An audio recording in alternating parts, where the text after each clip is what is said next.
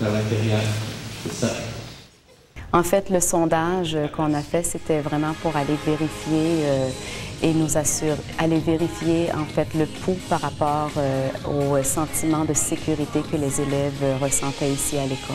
Bon, je pense que évidemment, lorsqu'on fait un sondage, un des éléments qui ressort beaucoup, surtout lorsqu'on parle de bien-être, on a soulevé le fait qu'il y avait certains élèves qui ne se sentaient pas nécessairement en sécurité ou qui étaient victimes de taquineries ou qui étaient victimes de situations sur la cour d'école au niveau du comportement. Donc, le sondage nous a permis d'aller vraiment voir où se situaient les grosses problématiques par rapport au sentiment de bien-être des élèves.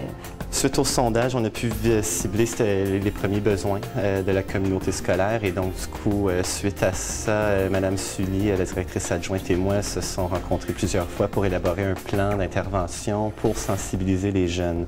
Au primaire, naturellement, c'est surtout de l'éducation qu'on essaie de faire et de la prévention.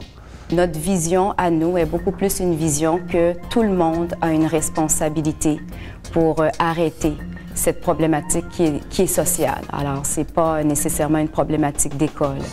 Donc, nos témoins silencieux sont aussi responsables de rapporter ou même de rapporter les incidents dont ils sont qu'ils observent et ils sont aussi responsables de s'impliquer. Donc, c'est-à-dire que de faire valoir à l'élève justement qui a un comportement de nature intimidatrice que ces choses-là ne se font pas, OK? Ou de faire prendre conscience aussi à l'autre élève que le comportement qu'il vient de poser, c'est un comportement qui est nettement en lien avec l'intimidation. La solution à l'intimidation, je crois, dans le cadre d'une école primaire est d'encourager la prise en charge, d'encourager chacun à se servir de son propre pouvoir individuel face à cette situation-là.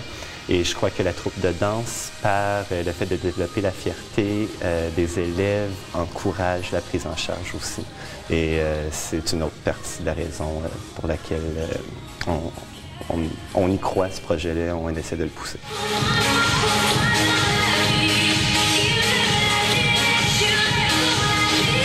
À l'origine, la danse spontanée avait comme but de développer un sentiment d'appartenance à l'école. Les jeunes venaient et je leur disais, il faut juste que tu veuilles être là. Pas besoin d'être bon, pas besoin d'être fin. Je veux que tu veuilles être là. Tu as une attitude positive quand tu es présent, que tu es respectueux des gens et de la tâche et tout va bien se dérouler.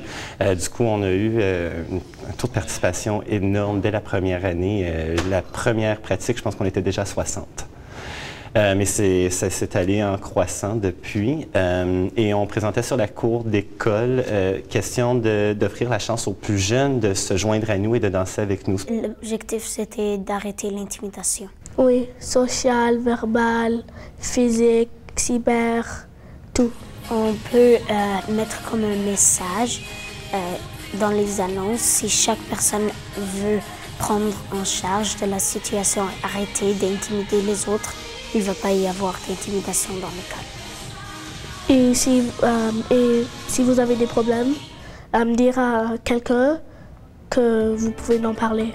La journée sans jugement du 20 octobre dernier, où on a inauguré notre poisson tout à fait original, Jérémy.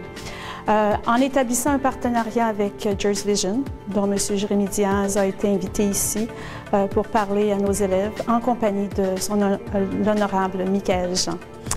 Geste également concret et symbolique que nous avons posé le 11 avril 2012 lorsque nous avons été invités à performer sur la colline parlementaire au Parlement du Canada. Geste concret et symbolique également lorsque nos élèves de la troupe de danse et de la chorale Les Voix du Monde ont été invités à participer à un forum avec les membres du Parlement lors de cette dernière journée sur la colline parlementaire.